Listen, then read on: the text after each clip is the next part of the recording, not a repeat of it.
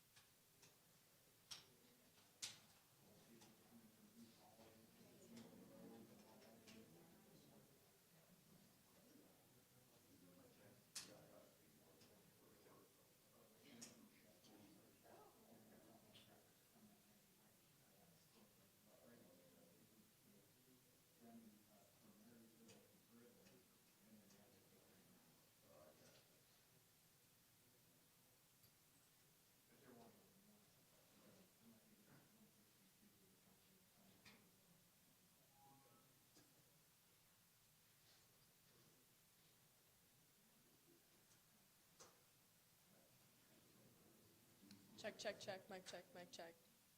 1, 2, 3, 4, 5, 6, 7, 8, 9, 10. Good?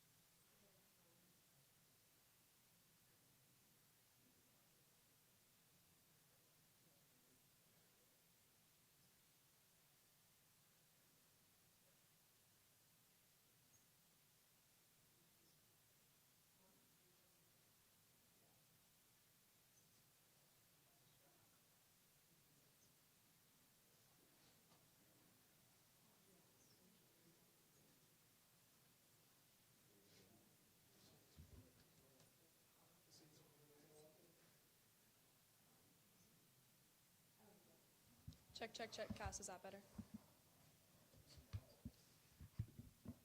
Check, check, check, mic check, mic check. 1, 2, 3. Better? Sorry guys, the sheriff will be in, the phone is here, Ellie. Oh, that's nothing to do.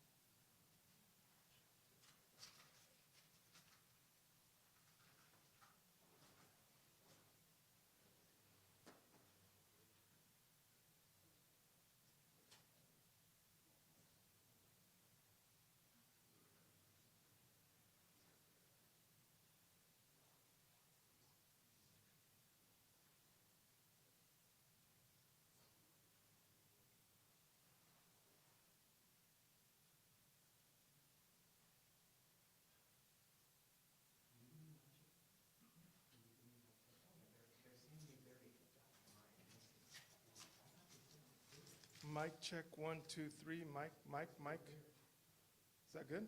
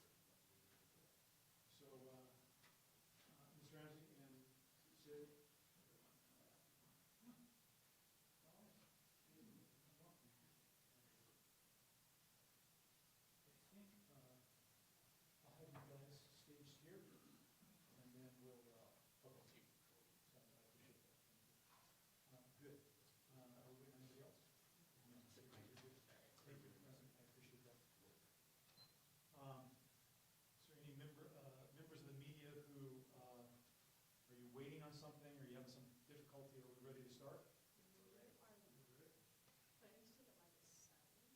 Well, I mean, that's fine, you can do what you want to do. Live now. Okay, sounds good, okay, all right. Here we are, okay.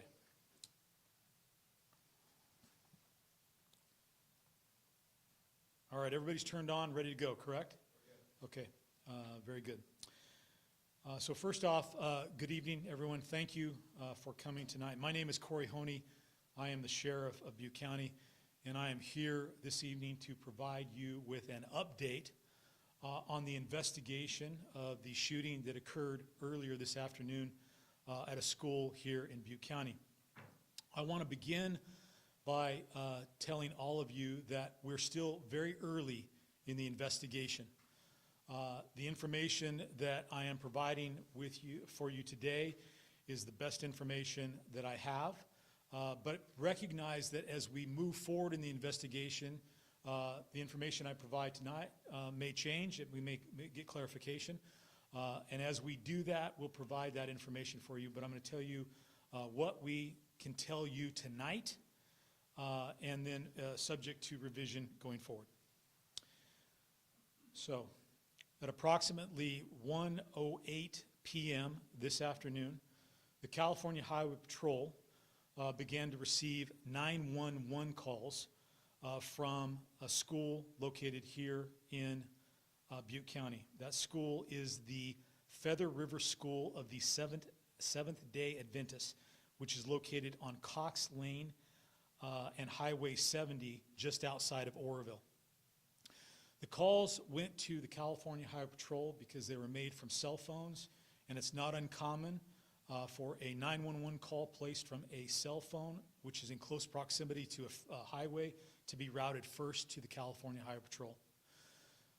The dispatch of the California Highway Patrol were advised that there was an active shooter on the campus. They immediately transferred that call to the Butte County Sheriff's Office. Our dispatchers received that transfer at approximately 1:09 p.m. and immediately dispatched deputies. In addition to transferring the call to the Sheriff's Office, the California Highway Patrol also dispatched their officers. And the first officer on scene was a California Highway Patrol officer.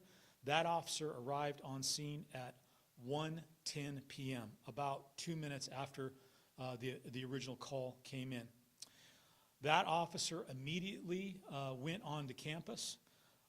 There he was directed to an area of the campus by staff and students and located an adult male. That subject was deceased and appears to have a self-inflicted gunshot wound. The Highway Patrol officer located a handgun near that individual's body and secured that firearm. Deputies from the Butte County Sheriff's Office arrived at approximately 1:14.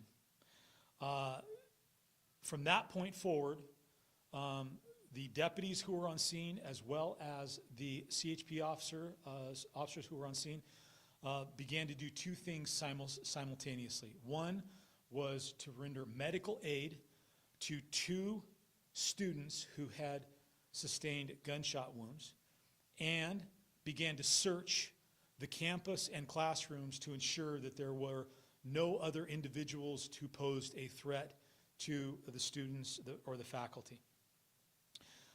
As I noted, there were two students who sustained gunshot wounds. Both boys, 1'5", 1'6", both attended the school and were in kindergarten. Those two children were transported to local hospitals. They are currently in extremely critical condition, and they're being treated by the medical staff. I'm thankful that they are still alive, but they have a long road ahead of them, and I would certainly hope that you would all keep them in your thoughts and prayers as we move forward. As I said, the deputies and CHP, once they searched the campus to determine if there was any other threats, once that was secure, they began to move the students who were in various locations through the campus into the school's gymnasium so that we could secure them there and protect them there. Eventually, once the scene was secure and we had enough personnel, a school bus was brought to the campus. The students, there were about 35 of them in total, were loaded onto the school bus, and those students were transported to the Nazarene Church here in Oroville, which is where we set up a reunification center so that those students could be reunified with their parents and family members. We had BCSO personnel present to assist with that reunification. But in addition to that, we had crisis counselors from the Butte County Behavioral Health Department. We had law enforcement chaplains. We had representatives from the Nazarene Church, all there in an effort to provide support to those children. In addition to that, we had advocates from our district attorney's office, and in a moment I will allow our district attorney, Mike Ramsey, to come up and give you a little bit of information about that, followed by Special Agent in Charge, Sid Patel, to tell you what the FBI's role is, which I'll highlight here in a moment. Once the scene was secure, of course, the investigation was launched. This is a complex investigation. We requested the assistance of the Federal Bureau of Investigation. They have provided some assistance in terms of processing the scene for evidence. And again, I'll let Special Agent Charge Patel tell you a little bit more about that. We, at this point, believe that we have identified the subject responsible for this shooting. I am not at a point now where I can provide you with his identity because we are still in the process of interviewing people who he may have been associated with. And we have other procedural matters that we have to deal with before we make his identity known. In addition to that, we're working to essentially reconstruct this individual's activities over the course of today as well as into the past to determine why he has done the things that why he did the things that he did. We have received some information that he made an appointment to come to the school and meet with an administrator. His statement to school officials was that he wanted to explore the possibility of enrolling a family member as a student at the school. He did meet with a school administrator. I'm told that meeting was cordial. There wasn't anything about the meeting that gave rise to concerns by the administrator. And at this point, we're trying to determine the veracity of that statement as to whether or not he actually was there to enroll or talk about enrolling a student, or if that was instead a ruse to get onto the campus. We'll work to try to figure out what that was. After that meeting is when the shooting occurred, and then subsequently it appears as though he took his own life. As I've said in earlier press conferences, we have received some information that leads us to believe that the subject responsible for this shooting targeted this school because of its affiliation with the Seventh-day Adventist Church. Now, the preliminary information I have right now and what we're currently seeing leads me at this point to believe that this is an isolated incident.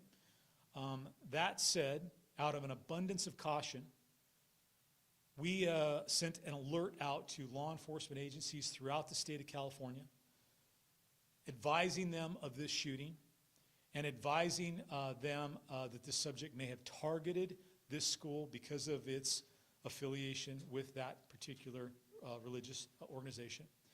Our request of those law enforcement agencies was to be vigilant and make sure that those schools are safe and the students of the school are safe. We've also been in contact with leadership at the Seventh-day Adventist Church as well as the portion of their organization that oversees the schools. They're aware of that, and they're going to take whatever steps they need to ensure the safety of those students. Again, we're very early on in this investigation. At my last press briefing, I talked about how this individual arrived at the school. He arrived in a vehicle, and since that last briefing, we have identified the individual who dropped him off. It was an Uber driver, and that individual is currently being interviewed by our investigative staff or detective to determine exactly what was said or what transpired in that. But that's all the information I have right now. So at this point, we're no longer looking for that gray four-door sedan. We believe that we have that vehicle and we have the individual who drove that vehicle.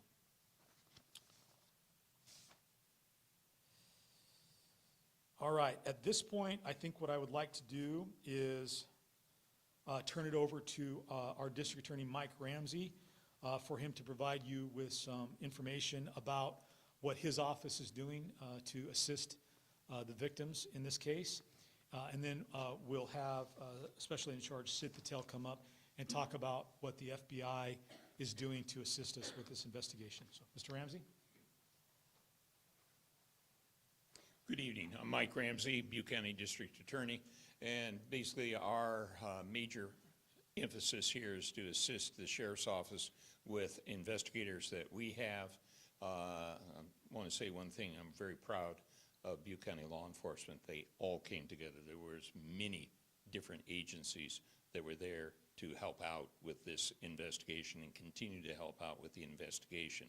A major portion that we have is we have a mass casualty unit of victim assistant advocates that are in the Butte County District Attorney's Office, and some also from Sutter County that came to the Nazarene Church to assist the parents there and start the process of, into the future, helping with their needs as victims of an obvious criminal action. And so that will be going on now for weeks, obviously months. Not only the children that were grievously injured, but those children that saw their classmates gunned down in front of them.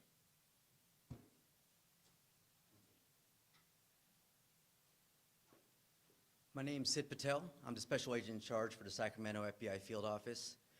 First of all, speaking as a parent, my heart goes out to the families and communities affected. No father, no mother should have to endure what happened today. Please know we're working hand in hand with the full force of the FBI to be able to assist the Sheriff's Department in anywhere form they need, as well as your communities. As of now, we've had our evidence response team deployed. We have our victim specialists here to help with the family members. We have our agents, our special agents that are on the field working concurrently to assist with investigative efforts. And we're doing an entire workup of the subject to get a better understanding of his motivation, ideology, what else could help understand today's situation and incidents. Again, I want to thank our law enforcement partners and the close relationship we have. Thank you. Thank you, gentlemen. Appreciate your support and assistance during this very difficult time. And I'll close my comments with the fact that here we are again in Butte County dealing with another major incident, major tragedy. And this community has endured so much over the last few years. It's hard to believe that we're back here again, but I can assure you that we're going to do everything we possibly can to figure out why this individual did the things that he did. And then, of course, moving forward, try to take care of those members of our community who have been impacted by this horrific event. I don't have much more information. I will take questions, but I need you to understand that there are areas of this investigation that I'm just not yet willing to go into because we're still early on. And when I do provide you information, I want to provide the best solid information that I can. I also want to be thoughtful about making sure that we don't do anything that would jeopardize our investigation. And so I'm going to do this in an orderly fashion, okay? And I'm going to start here and move across the room. Sir, do you have any questions? I don't have that information. And so for the purposes of our Facebook Live audience and for others who may not have heard your question was the Uber driver from Oroville? I don't know that information yet because he is being interviewed as we speak. I'm curious if there's any additional information about the nature of the injuries of the victims and what their recovery timeline might be. Yeah, I've got some preliminary information about injuries, but I'm not at this point. I don't yet at this point have a solid grasp on all those injuries. I can tell you that the injuries are very, very serious, and these children are in extremely critical condition. The fact that they are being treated by medical staff currently, I think is great. It's good that they're still in the position of being treated, but folks, we're not out of the woods yet, and there's a long way to go with this. And so, again, that's why I asked everybody to keep them in their prayers. Thank you. So you mentioned that you contacted other agencies to help protect this population for this school and Seventh-day Adventist church. Is this considered a hate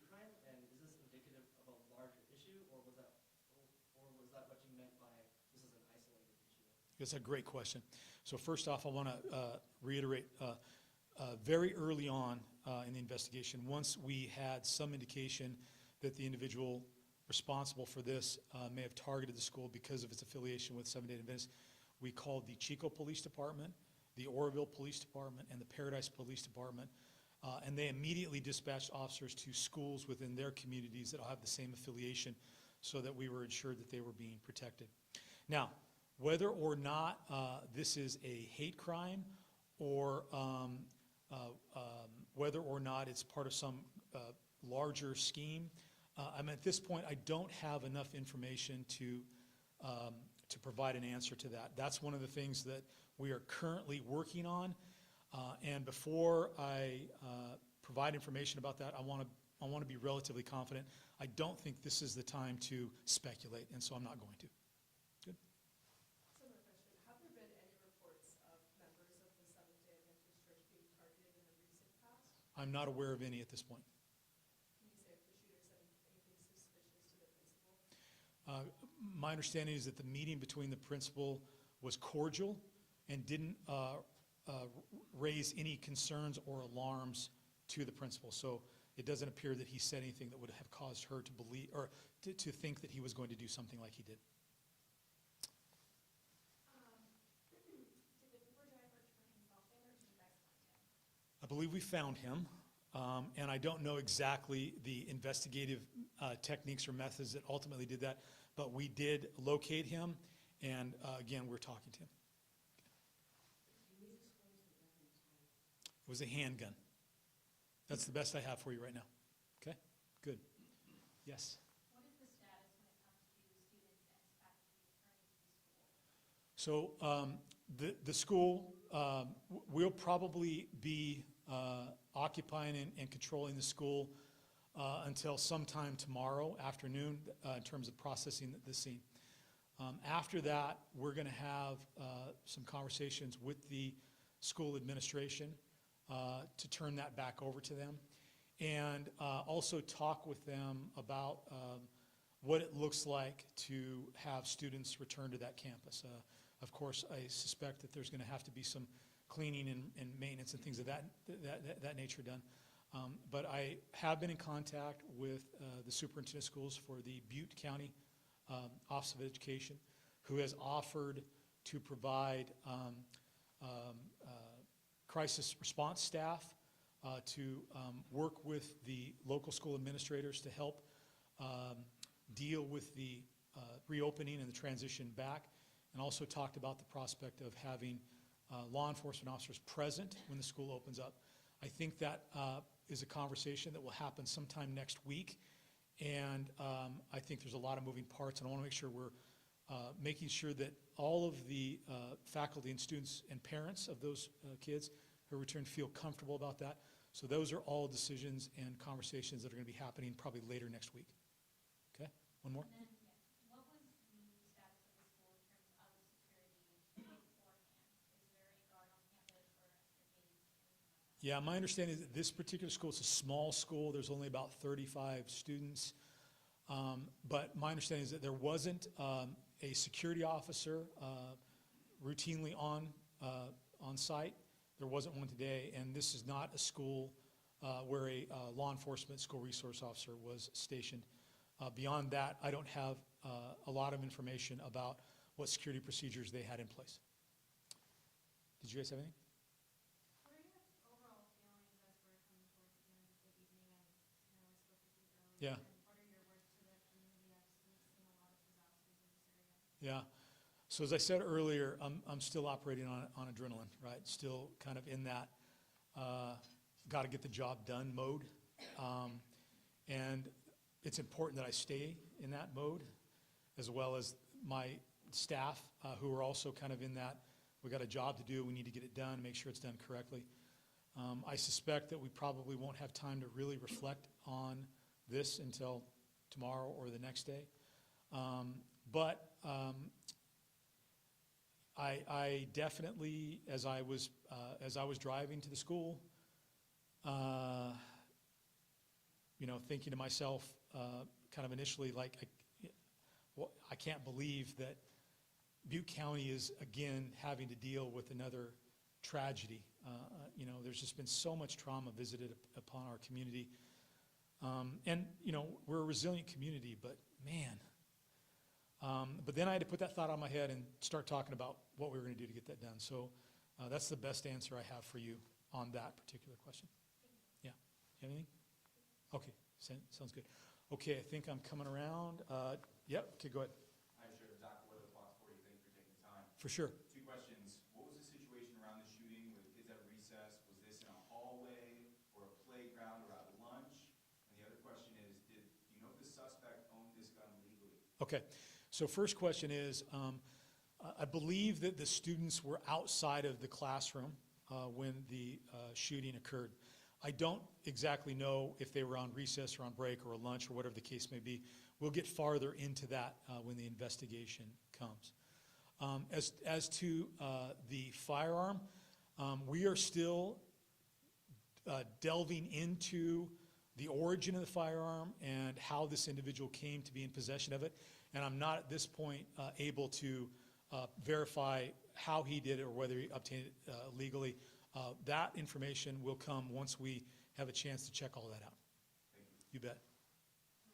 Michaela Morris, CBS 13. Where are these children? Which hospitals are they in? Is it the same hospital? So they have been transported to, they're now at the same hospital. They have been transported to a trauma center in the Sacramento area that is capable of handling their situations. At this point, I'm not going to divulge exactly where they're at because we have family members and things like that, so I want to be respectful, but rest assured that they are receiving the best possible care that they can in our region. Yes, sir.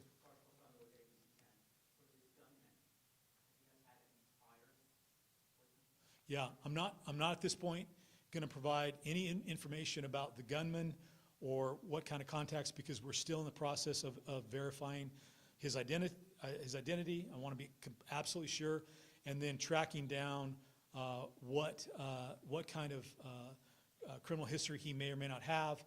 I would rather not do that piecemeal. I'd rather wait till we're ready to talk about that individual and provide all of the information in context.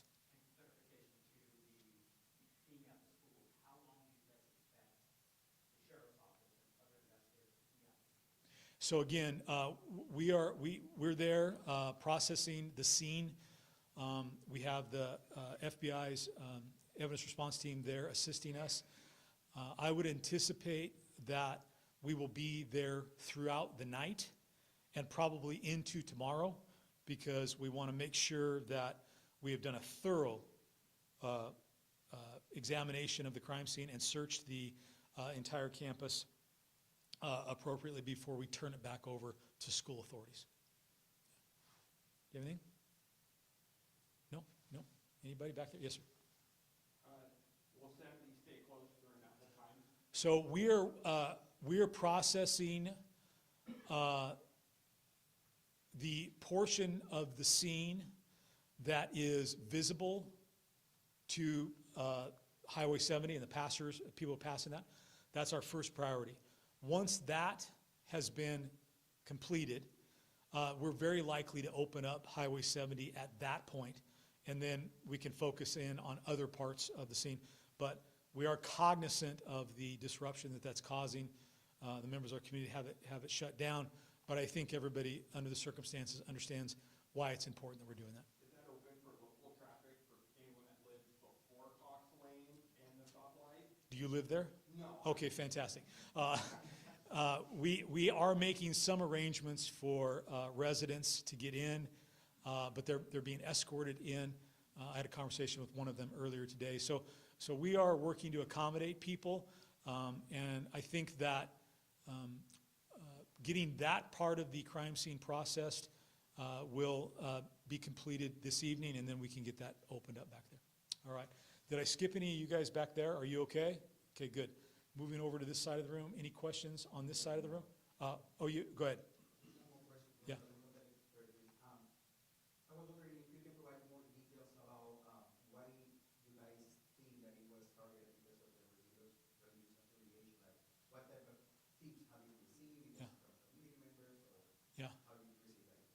No.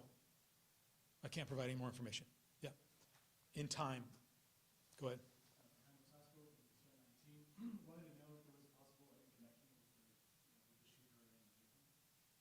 At this point, we do not believe that there was any connection between the shooter and the victims of this crime, nor do we believe that there was any a prior connection to this particular school.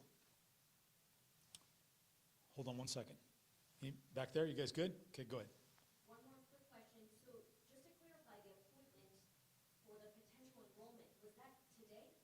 So my understanding is that this individual called and made the appointment a couple of days ago. I'm not sure which day. It was scheduled for today. He showed up today, and then the incident occurred right after the meeting with the administrator. Okay? Have all the families been reunited with their kids at the Church of Nazarene? Yes, all of the, right? Verifying it, yes. Yeah, all of the kids have been reunited with their family members. And again, that's an incredibly challenging situation, so hard on kids, so hard on their family members. We really worked hard to try to do that in an orderly fashion, and I'm just thankful that we had not only law enforcement personnel, but also mental health crisis counselors, chaplains, all those kinds of people to provide that support. There's no easy way to do that, but fortunately we were able to get that done, and hopefully moving forward we'll be able to, they'll get the support they need. Yes, sir. Two quick ones. Can you give us an age range for the shooter, or age specifically? And how long was he on campus from the beginning of the meeting to that self-inflicted gunshot wound? I don't have the age range to give. I'll give it out when the time comes to talk about him. We'll talk about him. Part of it, I also want to be thoughtful about, focusing on our victims in this particular case, right? And in terms of the length of time, I don't have that nailed down yet, but when we get into further briefings, we'll be able to do that. Okay. I think here, and then, yeah, go ahead. Yeah, some initial notes indicated that your department used their helicopter to search the area even after finding the shooter's body. Is that common practice just to look in case there is a second? Yeah, so we did send our helicopter up. Again, in the early stage of an investigation like that, you don't want to assume that the individual who was found deceased is the only person. So we did send our helicopter up for two reasons. One is to provide overwatch and look for anyone who may be on the perimeter that we need to go contact or encounter, but also to provide a level of security. As you might imagine, you never know who's going to come into the scene, so we want to do that. So that's not uncommon. It's an asset that we have here in Butte County, and so it's common for us to do that. I mean, fortunately, we don't have these kinds of incidents all the time, but good, tactics would dictate that we would do that. Okay. All right. Yes, sir. Is there any information that he actually had a child? Again, we're working to check that story out. And at this point, I don't have any information that I can provide relative to that, but one of the things we're doing is working to check the veracity or the truthfulness of that particular statement. All right, go ahead. Do you have a timeline on when you think the next live briefing will be? I do. Or will it all be done by the press release? No, I plan to hold another press conference at 1 p.m.